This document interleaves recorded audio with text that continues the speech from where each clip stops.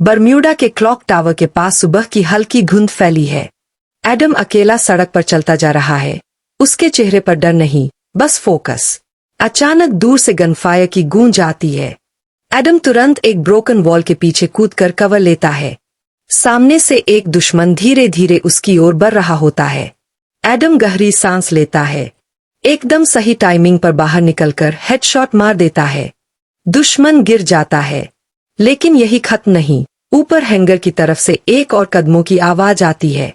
Adam मुस्कुराता है और बोलता है, गेम ऑन। वह तेजी से रनिंग करके आगे बढ़ जाता है।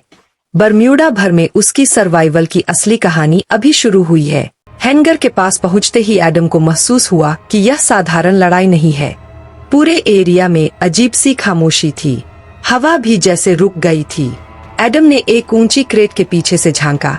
4 दुश्मन पहले से घात लगाकर बैठे थे।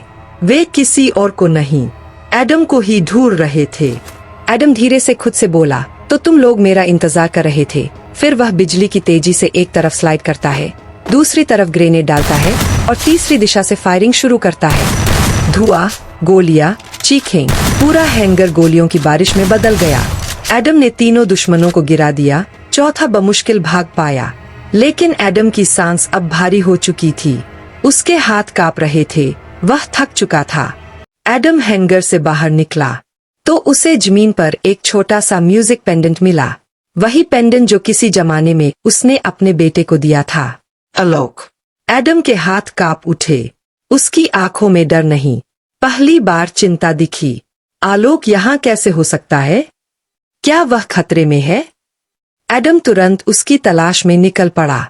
पूरे बरम्यूडा में फैलती लड़ाई अब एक बाप की तलाश बन चुकी थी। एडम आखिरकार फैक्ट्री के पास पहुंचता है और देखता है कि आलोक को घेरकर एक बड़ा स्क्वाड खड़ा है। आलोक घायल पड़ा है, लेकिन अभी जिंदा है। एडम की आंखों में आग भर उठती है। वह एक के बाद एक दुश्मनों पर टूट पड़ता है। गोलियां खत्म होने लगती है। एडम घायल हो जाता है, फिर भी लड़ता रहता है। आलोक दूर लेटा हुआ चिल्लाता है, Dad, stop, please. लेकिन एडम को सिर्फ एक बात सुनाई दे रही थी, अपने बेटे की सांसें। लड़ाई अपने चरम पर पहुंचती है। एडम आखिरी दुश्मन को गिरा देता है और तभी पीछे से छिपकर एक स्नाइपर गोली एडम के सीने में आ लगती है। एडम वहीं गिर जाता है। आलोक रेंगते हुए एडम के पास आता है। उसकी आंखों में आंसू है, आवाज कांप रही है, Dad, please get up, please. Adam मुश्किल से बोल पाता है, लेकिन उसके शब्द हमेशा के लिए आलोक के दिल में बस जाने वाले थे। आलोक, तुम मुझसे भी बड़े एक सच्चे हीरो बनोगे। एडम की आंखें धीरे धीरे बंद होने लगीं।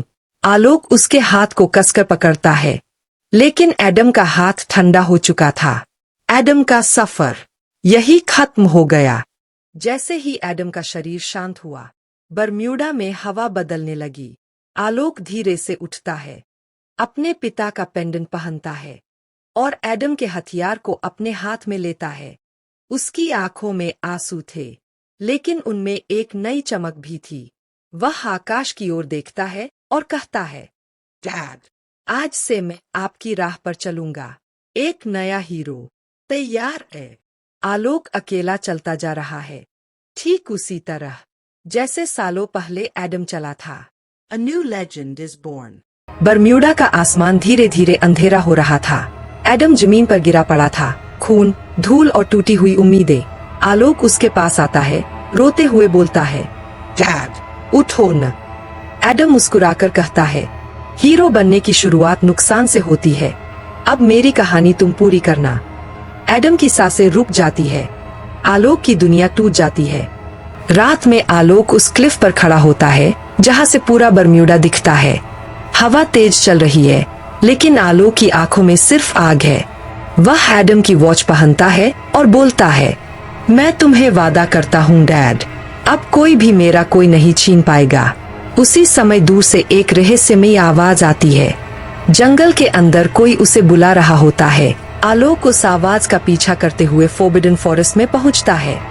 वहां उसे एक तेज हरकत दिखती है। एक बंदर मुखौटा पहने योद्धा। हाँ, वो वुकोंग था। वुकोंग हंस कर कहता है, तुम एडम के बेटे हो, लेकिन हीरो बनने के लिए सिर्फ नाम काफी नहीं। आलोक चौंकता है। वुकोंग बोलता है, अगर सच में न्याय चाहिए तो पहले खुद को बदलो। 3 दिन तक आलोक को नींद नहीं मिलती। वुकोंग उसे सिखाता है, Shadow jump, monkey agility, weapon balance, silent attack.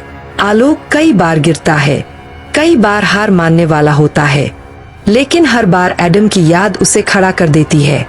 Wukong गर्व से कहता है, तुम अब सिर्फ आलोक नहीं, एक नया वॉरियर हो। बरम्यूडा बीच पर ब्लैक टाइगर गैंग हमला कर देती है।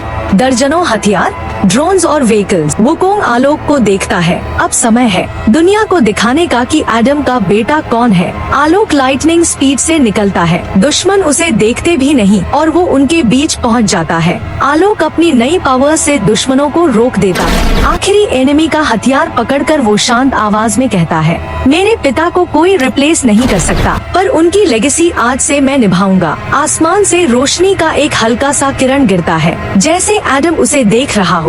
आलोक क्लिफ पर खड़ा है, हवा उसके बालों को उड़ा रही है और उसका पेंडेंट चमक रहा है। A new legend is born. Alok. घने जंगलों के बीच बना एक सीक्रेट ट्रेनिंग कैंप। सुबह की हल्की धुंध, गोलियों की आवाज और पसीने में डूबा आलोक। हुकोंग ने आलोक को सिर्फ फाइटर नहीं, एक वेपन बनाना शुरू कर दिया था। हुकोंग की कड़ी training, sniper aim, reflex shooting, close combat, mind control. Alok हर ट्रेनिंग में आगे निकल रहा था, लेकिन उसके चेहरे पर एक सवाल हमेशा रहता, मेरे पिता।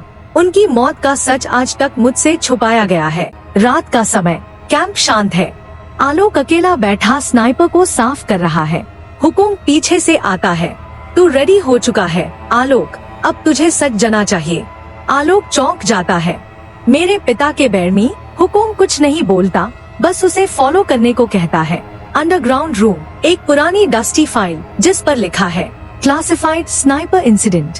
हुकोंग फाइल खोलता है, एक ब्लरी फोटो, रूफटॉप से स्नाइपर फायरिंग। ये कोई नॉर्मल फाइट नहीं थी, ये एक प्लान्ड एग्जीक्यूशन था। हुकोंग बताता है कि आलोक के पिता फ्री फायर के एलीट स्क्वाड का हिस्सा थे। उन्होंने कुछ ऐसा देख लिया था जो गलत लोग छुपाना चाहते थे। हुकोंग एक और पेज पलटता है। आलोक की सांसें तेज हो जाती हैं। तेरे पिता को स्नाइपर से मरने वाला एक ही आदमी था, उसका कोड नेम था रेवन। स्क्रीन पर एक मास्क्ड स्नाइपर की शैडो। रेवन, फ्री फायर का सबसे खतरनाक हायर्ड स्नाइपर। आलोक की आंखों में गुस्सा और शौक। बस नाम, चेहरा नहीं, अभी नहीं, क्योंकि रेवन जिंदा रहने वालों के लिए ही दिखता है। आलोक बाहर निकलता है, आसमान की तरफ देखता है। Flashback, sniper shot, bullet firing, उसके पिता गिरते हुए। आज पहली बार आलोक को पता चला उसके पिता का कत्ल कौन था। आलोक स्नाइपर को कसकर पकड़ता है। आलोक खुद से बोलता है, मैं अब सिर्फ डीजे नहीं, मैं सच का पीछा करूंगा। घने जंगल के बीच एक सीक्रेट ट्रेनिंग कैंप था, जहां हुकोंग ने आलोक को सिर्फ ट्रेन नहीं किया बल्कि एक सर्वाइवर बना दिया। Daily gun drills, sniper focus training और माइंड कंट्रोल एक्सरसाइजेस ने आलोक को मेंटली और फिजिकली दोनों स्ट्रॉन्ग कर दिया था। लेकिन हर ट्रेनिंग के बाद एक ही थॉट उसके दिमाग में घूमता रहता था, उसके फादर की डेथ का रियल रीजन। ट्रेनिंग कंप्लीट होने के बाद आलोक को फाइनली पता चलता है कि उसके फादर की डेथ एक एक्सीडेंट नहीं थी, वो एक लॉन्ग रेंज स्नाइपर किल था, परफेक्टली प्लान्ड। उस मिशन का कोड नेम एक ही था, रेवन। फ्री फायर वर्ल्ड का मोस्ट डेंजरस स्नाइपर जो कभी मिस नहीं करता। आलोक उस जगह पहुंचता है जहां रेवन लास्ट टाइम स्पॉटेड था। Night rain, abandon factory, broken towers और रेड इमरजेंसी लाइट्स पूरे एरिया को हॉरर जोन बना देते हैं। हाई ग्राउंड से एक स्नाइपर शॉट आता है जो आलोक को वार्निंग देता है कि फाइट ऑलरेडी स्टार्ट हो चुकी है। हैवी गनफायर के बीच आलोक मूव करता है, लेकिन रेवन का एक्सपीरियंस क्लियरली विजिबल होता है। एक प्रिसाइज अटैक आलोक को ग्राउंड पर गिरा देता है। सिचुएशन ऑलमोस्ट एंड हो चुकी होती है जब सडनली स्मोक ब्लास्ट होता है और एक अननोन गर्ल आलोक को कवर में ले जाती है। वो गर्ल कोई और नहीं होती, वही लड़की जिसे आलोक ने पहले टाइगर गैंग से रेस्क्यू किया था। उसका नाम केली होता है। वो आलोक को बताती है कि रेवन ही उसके फादर का किलर है। उस दिन रेवन ने स्नाइपर से शॉट लिया था क्योंकि आलोक के फादर ने उसकी आइडेंटिटी डिस्कवर कर ली थी। थोड़ा रिकवर करने के बाद आलोक फिर से बैटलफील्ड में रिटर्न करता है। इस बार उसका स्टाइल डिफरेंट होता है। नो रश, नो एंगर, सिर्फ स्ट्रैटेजी। वो रेवन को क्लोज रेंज फाइट के लिए फोर्स करता है, but brutal hand to hand combat के बाद रेवन फाइनली डाउन हो जाता है। आलोक उस मोमेंट में फाइनल शॉट नहीं लेता। उसका फोकस रिवेंज नहीं, ट्रूथ होता है। वो चाहता है कि दुनिया देखे कि कौन था उसके फादर का रियल मर्डरर। अथॉरिटीज एरिया में पहुंच जाती हैं और रेवन कैप्चर हो जाता है। रेन धीरे धीरे रुक जाती है। फैक्ट्री के बाहर आलोक खड़ा होता है, आइज में पेन और रिलीफ दोनों। उसे फाइनली पता चल चुका होता है कि उसके फादर को किसने मारा था। ये एंड नहीं था, लेकिन एक नई बिगिनिंग थी, एक ऐसी फाइट की जिसमें जस्टिस सबसे पावरफुल वेपन होता है।